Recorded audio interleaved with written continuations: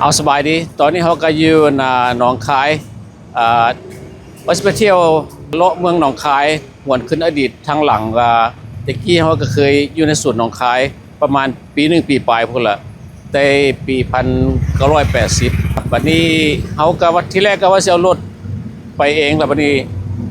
ก็ว่าผู้จักเขาบ่เรื่องทางข้างนะเอารถเลยเอาจอดรถไว้นี้จอดอยู่ด้านนี้อยู่บนร้านจอดรถนี่แรงก็เสียวรถกลับขึ้นเมืองอันที่ว่าด้านก็อยู่ข้างหลังเขาที่เหลือด้านหนองคายหลังจากที่เขาสิได้ซอกเอารถตุกๆไปเพราะว่าให้เขาเจ้าพาไปดีกว่าเพราะว่าเขาบ่จักทางจะได้ก็ติดตามไปเบิ่งนำกันเนาะเรื่องการในซีแหละตอนนี้เขาก็ได้รถตุกๆบ่รถตุกๆระบาดนี้ไอ้น้องสายเพิ่นซื้อเพิ่นสิพาเลาะเที่ยวจุดแรกนี่เขาสิไปใส่ก่อนนี่จุดแรกเข้าไปลงวัดศรีวัฒนาก่อนศรีวัฒนาห้องหนังแต่บ่ห้องหนังศรีวัฒนาห้องหนังศรีวัฒนาแต่ห้องหนังมันมี3โรงก็ได้บ่เป็นโรงเดี๋ยวโรงก็เอาเดี๋ยวนี้ห้องหนังศรีวัฒนายังอยู่บ่ยังบ่ยังเรียนเพราะว่าเดี๋ยวนี้เขาเลิกแล้วเด้เขาเลิกไปแล้วนี่แต่เทพบันเทิงก็เลี้ยงนกเลี้ยงหยังไว้แล้วบ่โอ้เทพบันเทิงเลี้ยงนกภาวนาให้เพิ่นพาไปเที่ยวมืดมือเลยมื้อนี้แหละอันนี้ตลาดไซยพรเก่ายังคือเก่าเนาะครับผมยังมีอยู่นี่ศาลากลางเก่าศาลากลางบ่นี่ศาลากลางเก่าทางเข้าศาลากลางจังหวัดหนองคายก็เป็นลักษณะนี้แหละก็ยังคือเก่าอยู่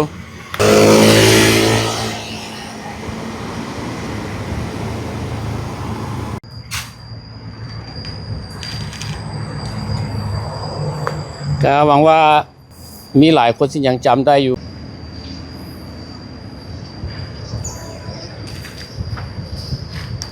สารกลางนี่เคยมาถึก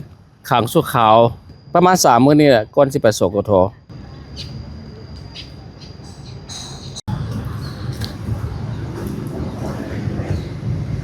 เฮาก็บ่แน่ใจว่าห้องใดที่ว่าเพิ่นขังคนที่ว่าข้ามมาตะกี้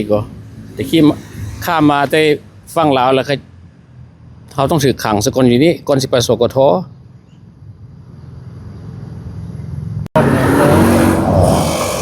ตอนนี้ก็พากันเริ่มหิวข้าวแล้วไปว่า 12 โมงไปแล้วเนาะไปหาโลกกินข้าวแถวท่าเสด็จตัวเนาะท่าเสด็จเพราะว่าสิไปซอกกินแหนมเนือง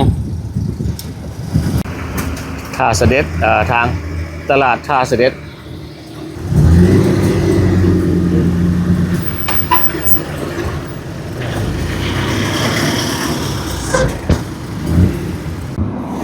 ตอนนี้ก็เฮายืนอยู่ทางหน้าห้องหนังเก่าเทพบันเทิงเลยเด้อนี่เด้อมันก็เป็นลักษณะนี่แหละลักษณะนี่แหละ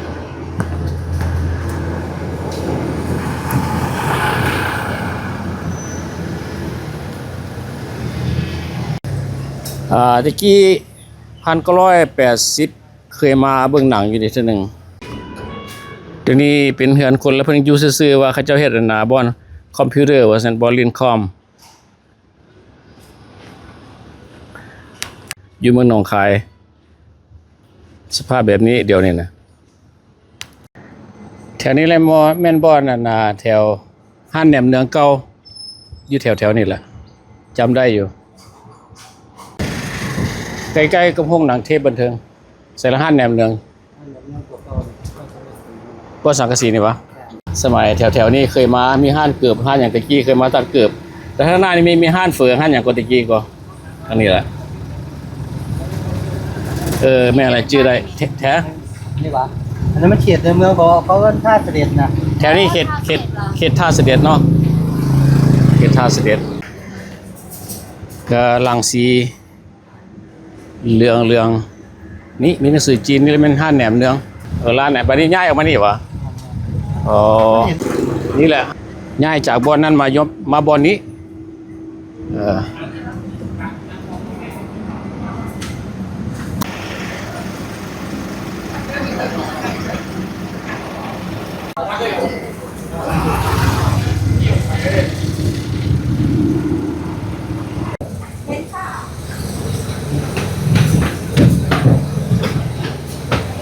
ห้านเพิ่นนั่นน่ะสะอาดสะอ้านใหญ่ดีเนาะเย็นดีอีกด้านนอกหรือว่าด้านในด้านนอก ข้างนอกซะเพราะว่าเห็นน้ำของ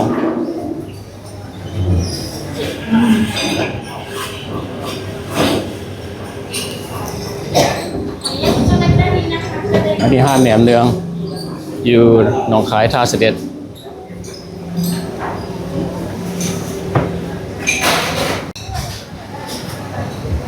โอ้วิวงามด้วยแค่ว่า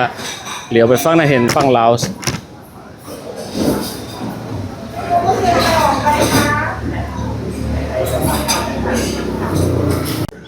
อันนี้เขาห้องแถวท่าเสด็จ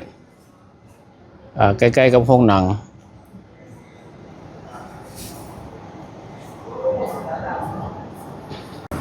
แล้ววันนี้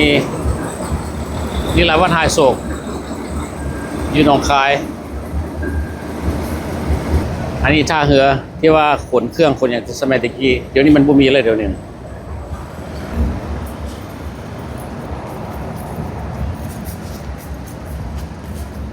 ทานพรมแดนท่าเรือหนองคาย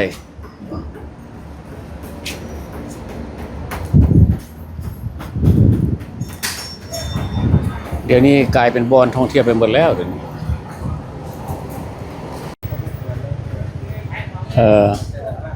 เปิดแต่สะพานเดี๋ยวนี้บ่มีแล้วท่าเรือเนาะ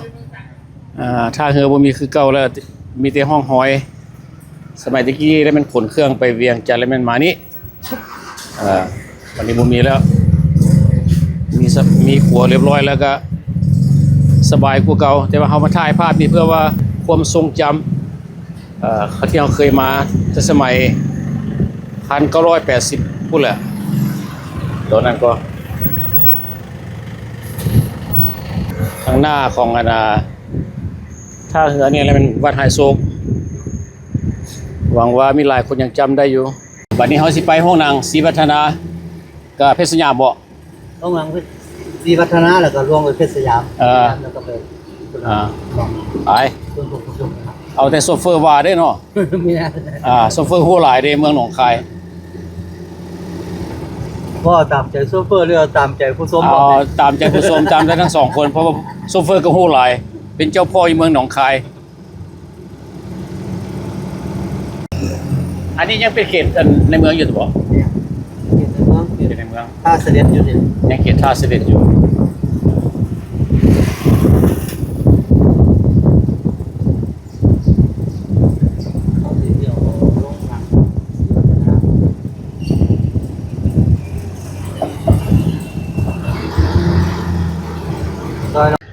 เดี๋ยวพี่น้องเด้อนาที่เขายืนอยู่หน้าบ่อนที่ว่าบ่มีหยังอยู่นี่ก็เป็นเห็นรถจอดอยู่แถวๆนี้แล้วแม่นตะกี้ก่อนแล้วแม่นห้องหนังศรีวัฒนาอยู่หนองคายเขตท่าเสด็จคือเก่านี่แหละแม่นนี่แหละแล้วก็บ่มีหยังเพราะว่าอาคารตึกสูงๆเพิ่นก็เอามางลงมาก็เป็นบ้านคนเดียวเนี่ยนะเป็นบ้านคนนี่แหละเอาถามลุงนั้นอยู่นี่ว่าอยู่นี่แหละเป็นบ้านคนเป็นบ้านเพิ่นแล้วบ่จอดรถจอดรางอยู่นี่นี่เด้อห้องหนังเก่าศรีวัฒนาอยู่ตรงนี้ก็อันนี้ทางในก็เป็นบ่อนจอดรถจอดล้างก็สิสมันสำหรับธุรกิจหลังสีเหลืองนี่แหละเขาก็บ่ฮู้จักคักตอนนี้เขาก็ยืนอยู่ทางหน้าห้องหนังเก่าเพชรสยามก็คือว่าซ้ายมือเขานี่สิไปผู้ละเขตบพสทางซ้ายมือนี่เลยบพสแล้วก็อีกมาทางขวามือเขาก็กลับไปคืนนั่นคือไปท่าเสด็จออกไปนี่เด้อนี่เคยมาเบิ่งหนังนี่ก็ 2-3 เทื่อพุ่นละเพชรสยามนี่ก็แล้ววันนี้เขาถามคนขายเครื่องอยู่ใกล้ๆเขาจะว่าเป็นบ่อนเลี้ยงนกเดี๋ยวนี้เขาจะเลี้ยงนกอยู่ในฮั่นเข้าไปบ่มีหยังมีแต่ขี้นกว่าซั่นเด้ในห้องหนังเพชรสยามนี่ก็มาเห็นเสร็จแล้วก็ขึ้นฮอดแต่ปี1980พุ่นละเนาะสมัยนั้นพุ่นละอดีตอยู่ในนี้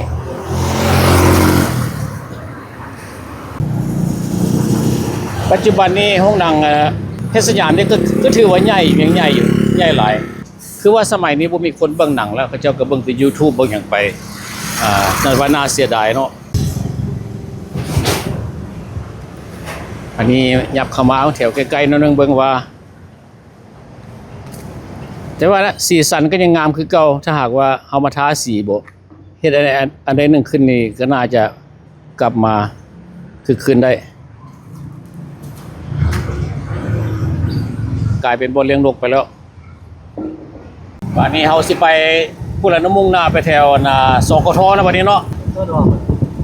สกทตสดพุ่นละใกล้ๆศูนย์หนองคายพุ่นละบัดนี้นะไปเบิ่งว่าสิเป็นอะไรไปนี่ก็ไปแถววัดโพไซเนาะอันนี้ทางหน้านี่ตัววัดโพไซเห็นบ่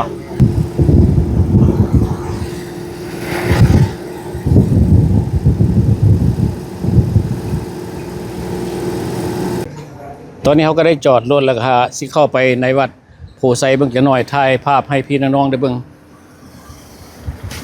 อันนี้ก็เป็นถึงด้านหน้าของวัด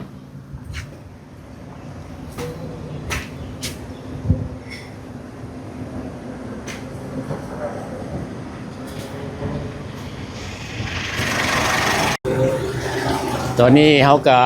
เข้ามาลินวัดโพไซนั่นเองเนาะเป็นวัดที่ว่าสำคัญสักการะบูชาของคนสองฝั่งคลองเพราะว่าวัดนี้มีประวัติมายาวนานคนลาวก็มาหลายมาขอพรมาไหว้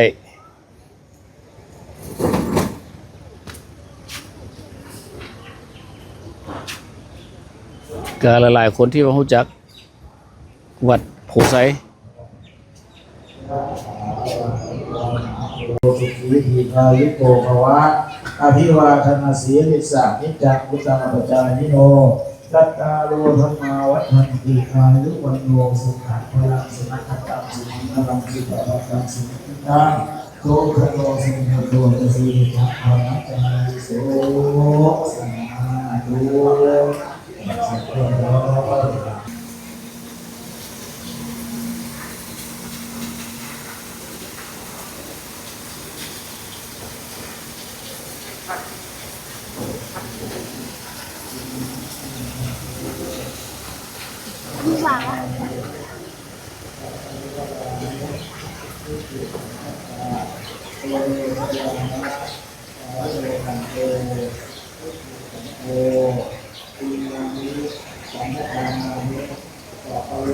อันนี้ทางหลังแล้วก็บ่อนจอดรถคนมาหลายวัดโพไซวัดคู่บ้านคู่เมือง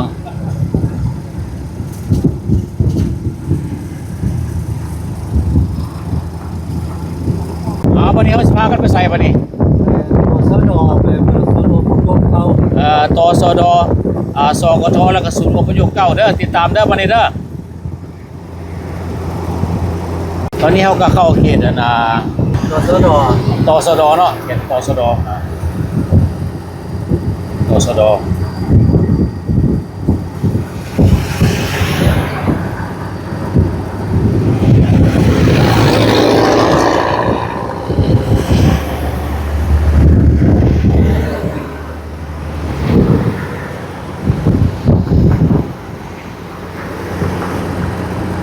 ตสด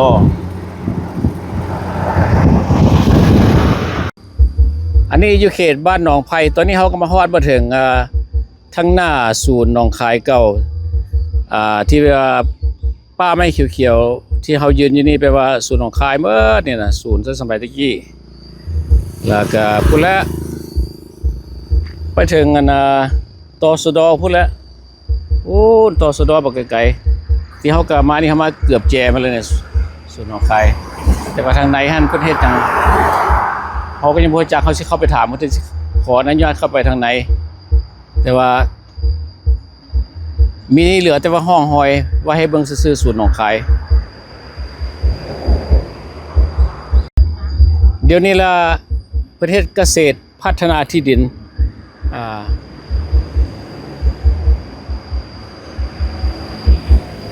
แต่ว่าเหลือแต่ห้องหอยเนาะเกือบ50 ปีแต่ว่าเพิ่นก็ปรับใหม่สร้างใหม่เป็นเกษตรพัฒนาที่ดินก็สวยสดงดงามราคากับนี่เขาสิพาไปแวะเบิ่งสกทพูดล่ะแล้วสิไปเข้าไปในศูนย์หนองคายนิดนึงรอเบิ่งถ้าหากว่าเพิ่นอนุญาตให้เข้าไป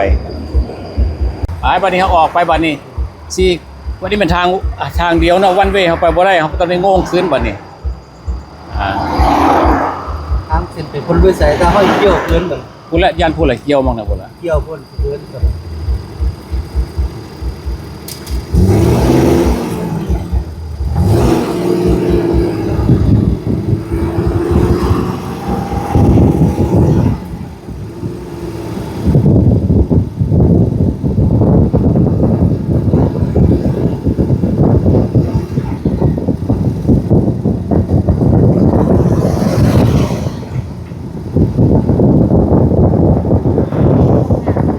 ก็พัฒนาหลายเนาะหลังจากที่ว่า40 กว่าปีมาเขตนี้ตะกี้โอ้ยเป็นทุ่งนาเมื่อแล้วเป็นป่าเมื่อแถวสมัยแต่ก่อน ทางนี่เป็นทาง4 เลน ตะกี้เป็น2 เลนเนาะแม่นละเดี๋ยวนี้เป็น4 เลนทั้ง2ฝั่งข้างแล้วก็ทางมาตรฐานอีก ไหนก่อนเป็นอะไรเนี่ย สมัยก่อนทางโบดีปานนี้สมัยก่อนน่ะทางโบดี เป็นท่องให้ท่องนา มันเป็นป่าแล้วก็เป็นนั่นเป็นป่าสมัยแต่ก่อนมันบ่เป็นอย่างซี่ ผู้เป็นท่องให้ท่องนาเป็นตาม มันเป็นป่าเล่าป่าอย่างไปซะนะสมัยแต่ก่อนทุ่งไทยหัวสีขาวนี่แม่นบ่แล้วบริเวณมันแล้วเนาะบริเวณสุดหนองคาย เป็นพัฒนาที่ดินเราครับ สถานีพัฒนาที่ดินหนองคาย เอาสุดท้าย เนี่ย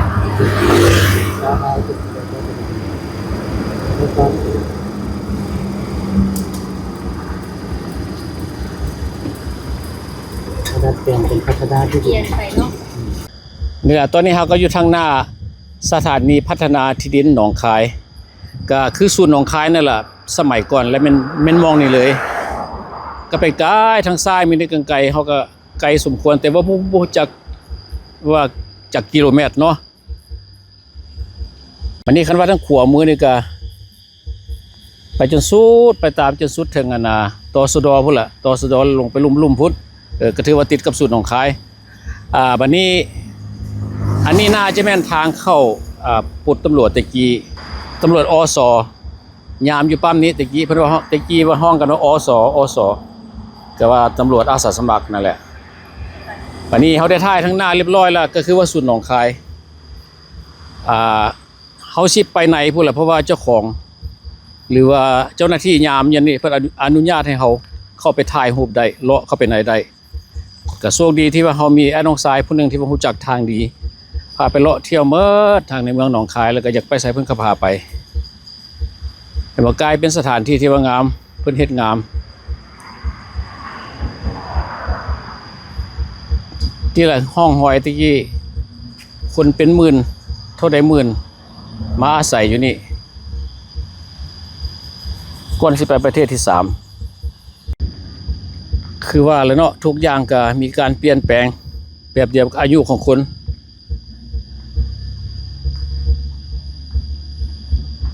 การโยกย้ายไปตั้งถิ่นฐานบนนั้นบนนี้บ่มีอย่างที่ว่ามาตรฐานแล้วก็คงที่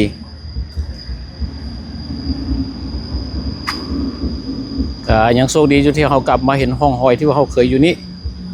ปีปลายอยู่นี่นะจนกระทั่งไฟไหม้ศูนย์นี่ก็คือด้านหลังเพิ่นก็ปลูกต้นไม้อันนี้เอามาถ่ายด้านหลังให้เพิ่นเข้ามาในน้อยนึงแล้วก็ไปทางเข้าไปอ้อมพุ่นละแต่เขาก็บ่อยากไป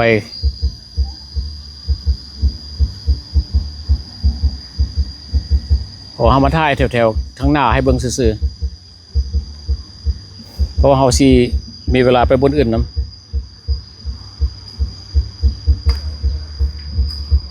ก็ที่เฮาเรียกเห็นนั่นน่ะก็ว่าเป็นอาคารลุ่มแม่น้ำของโขงเป็นห้องการเพิ่น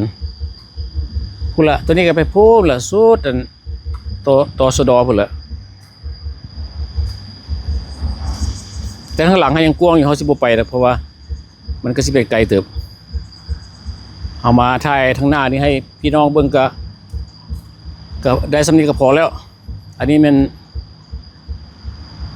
ห้องหอยเคยได้ใช้ชีวิตอยู่นี่ในระยะหนึ่ง สัวขาวกับพี่น้องหลายคนก็สิเส้นเดียวกันบางคนที่ว่าได้มาอยู่ศูนย์หนองคายบ่ฉะนั้นก็บางคนก็ไปศูนย์นาโพพี่น้องโมงก็เป็นศูนย์วินัยแถวนั้นพุ่นละศูนย์หนองคายตะกี้แล้วมันรวมทั้งลาวลุ่มแล้วก็พี่น้องโมง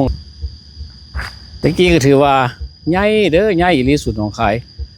คนตั้งว่า10,000 ปลาย 20,000 พุ่นละอยู่นี่นะกลางคืนมาก็ห้วยปานบุญทุกมื้อแล้วกลางคืนมาห้านค้าขายนั่นขายนี่มีฮอดตีบอกตีบานบางเทื่อก็มีจัดงานบุญนั่นบุญนี้ขึ้นผู้ที่ยังเหลืออยู่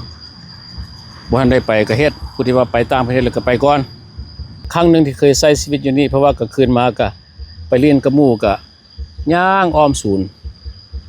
อ้อมไปถึงศูนย์พุ่นละพี่น้องมงพุ่นละก็กลับขึ้นมาแถวตะกี้เขาจะห้องเป็นอาคารคนสิห้องอยู่อาคาร1 2 3 4 5เป็นสัญนับเป็นสัญนับป้าเป็นอาคารแล้วก็ในศูนย์ของคายตะกี้ก็มีตลาดตะลีก็ความสะดวกทุกคนก็สิหวนขึ้นหลังได้เนาะมีก็บ่ได้อึดได้หิวหยังเพราะว่ามาอยู่ศูนย์ของคายตะกี้ก็สหประชาชาติก็เลี้ยงเด้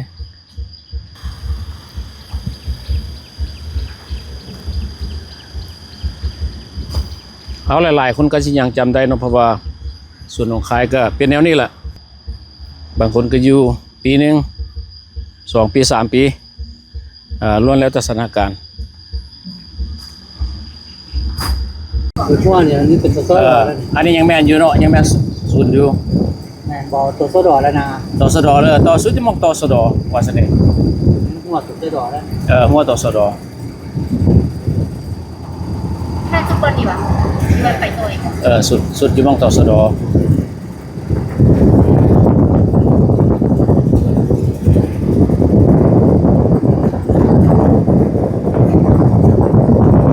แต่ว่าทางเข้าสิมองได้เฮารู้จักเนาะอาจจะเป็นตรงนี้เลยนี่เฮาก็สิเลี้ยวขวาเข้าไปบ่อนสกทตะกี้มันทางมันบ่เป็นแนวนี้ทางสมัยแต่ก่อนเนาะมันเป็นทางก้อนหินแดงๆบัดนี้เฮาสิเข้าไปว่าทางมันก็แปลกตาเฮาก็ลงแน่นอนมาแบบนี้เนาะ ไปถามคนท้องถิ่น ได้ถามคนท้องถิ่นไปแต่ละจุดคือว่าแล้วเฮาก็โชคดีเนาะถามคนที่ว่าถามคนฮู้จักเลยไปจอดรถมองใดก็ไปจอดรถมองใดก็แม่นเขาเจ้าฮู้จักก็ถือว่าเฮาได้ข้อมูล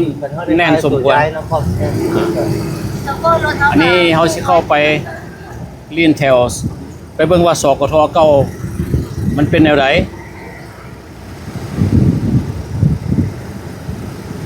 ทุกอย่างมันมีการเปลี่ยนแปลงเบิดถนนหนทางเนาะเงินซานบ้านซองมันก็คือว่าละเกือบ50 ปี ใช้ปี นี่หรอ ต้องเป็นตัวนี้แหละคิดว่าจะเป่าเด้อจะเป่าฟันธง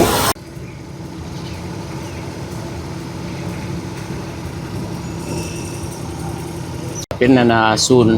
บริการสาธารณสุขว่ามีหลายบ่อน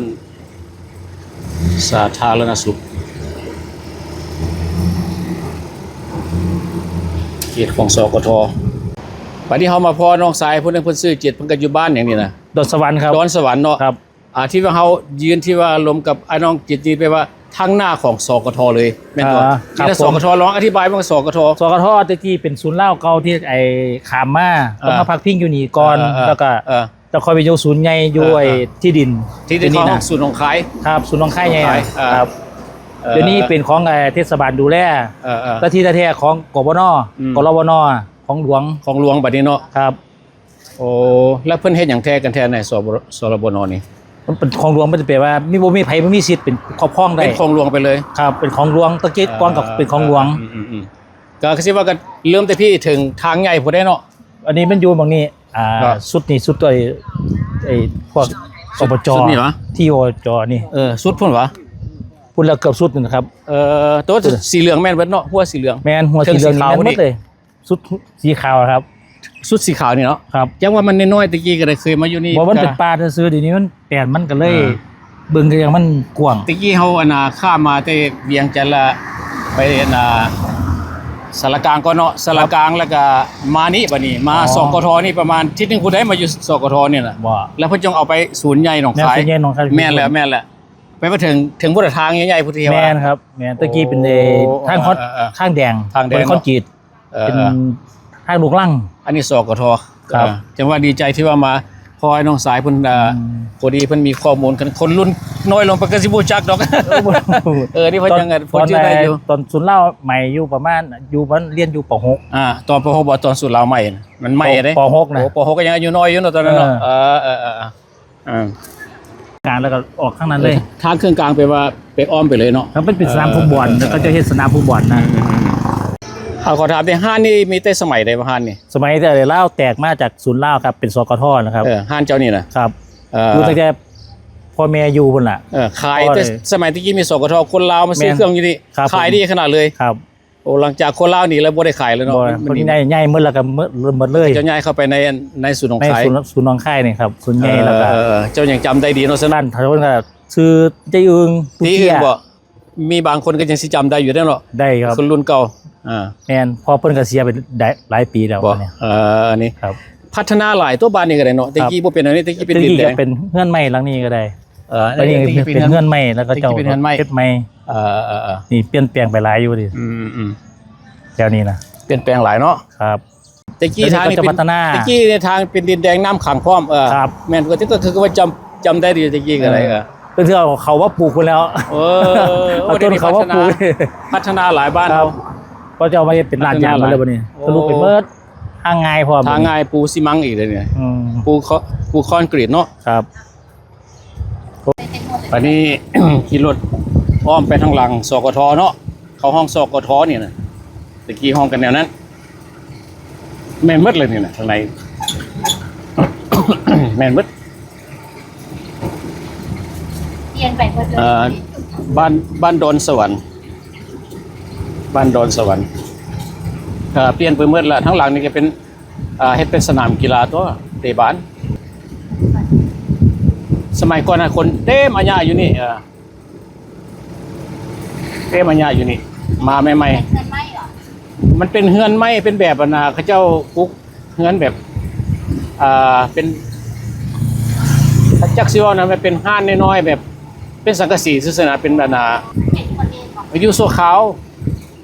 อยู่โซขาวซื่อ คือเกียรติของ ๆสุดแล้วดิยานจากคราวนี้สุดแล้วนี่นะเขาจะออมนี่ได้เขาก็ขี่รถอ้อมๆมาทางหลังของสกทเขตนี้แหละสกท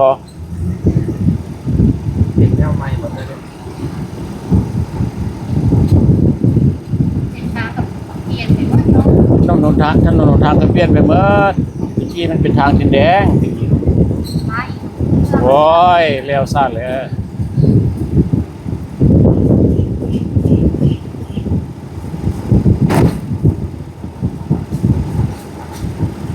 ให้ผมนี่ นั่นแหละครบถ้วนเลย ทางหน้านี่ก็ ตึกตัวเสื้อดอมัน ต่อสดอทางหน้าก็แม่นแล้วต่อสดอทางหน้าตอนนี้เขาก็ขี่รถอ้อมมาทางหลังจนทางถึงทางใหญ่ของสกทสมัยนั้นทางหน้าสกทมันก็บ่ได้ใหญ่แหละที่เขาเห็นกันซ้ำนี่แหละคือหัวขาวๆก็สุดอยู่แหละสุดแดนท่านี้ก็สุดเท่านั้นก็บ่ได้ใหญ่เฮายืนอยู่ทางหน้าสวนสาธารณะดอนสวรรค์เทศบาลเมืองหนองคายเด้อแต่ก่อนแล้วเป็นสกทแล้วเป็นตัวนี้ล่ะนี่นะเอาไปถามมาข้อมูลที่ว่าแม่นยำจังว่าเฮาอยากให้พี่น้องรู้จักนำกันแล้วก็หวนขึ้นอดีตเบื้องหลังว่าไผเคยมาสกทแด่ก็